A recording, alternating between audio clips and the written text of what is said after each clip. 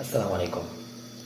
জানেন পৃথিবীর মধ্যে সব থেকে বর্তমানে নির্মম জাতি, নিকৃষ্ট জাতি বলছে চোর, বাটপার, চিটার, খুনাখুনি, হানাহানি, মারামারি, পৃথিবীর যত কিছু আছে সব এখন বাংলাদেশের মধ্যে আছে। সব সব থেকে নিম্ন জাতি বাংলাদেশ, সব থেকে নিম্ন জাতি। আইয়ামে জাহিলিয়াতের যোগ চিনেন? আইয়ামে জাহিলিয়াতের যোগের থেকে নিকৃষ্ট বাংলাদেশ এখন, বাংলাদেশের জাতি এই অবস্থা।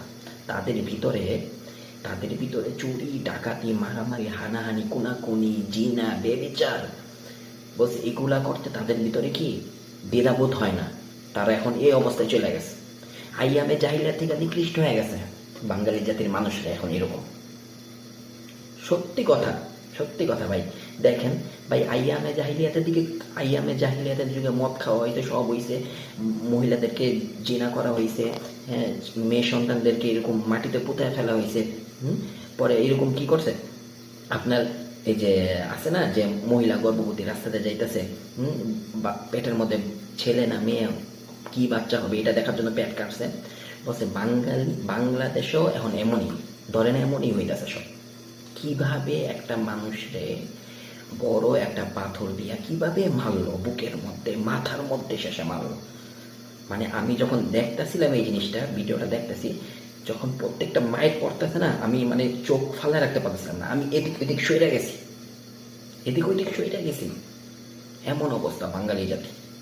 আসলে কি ভাই জানেন, আসলে মূল সমস্যা হইলো আমাদের জাতির মধ্যে, আমাদের দিমাগের মধ্যে। আমাদের ভিতরে মানুষত্ববোধ বলতে কিছু নাই। যদি আল্লাহ তালা নবী পাঠানো জারি রাখতো এখনো, তাহলে আল্লাহ তালা এই জামানায় বাংলাদেশে নবী পাঠাইতো যে বাংলাদেশের মানুষদের হেদায়েত দেওয়ার জন্য, যে তারা আল্লাহর দিকে, নবী আইসা আল্লাহর দিকে ডাকবে মানুষ। আল্লাহ তালা যদি নবী জারি থাকতো না, নবীর সিলসিলা যদি জারি থাকতো, নবীর দরজা যদি বন্ধ না হইতো, তাহলে কি করতো, বাংলাদেশে নবী পাঠাইতো আল্লাহ তালা বাংলাদেশের এই অবস্থা দেখা।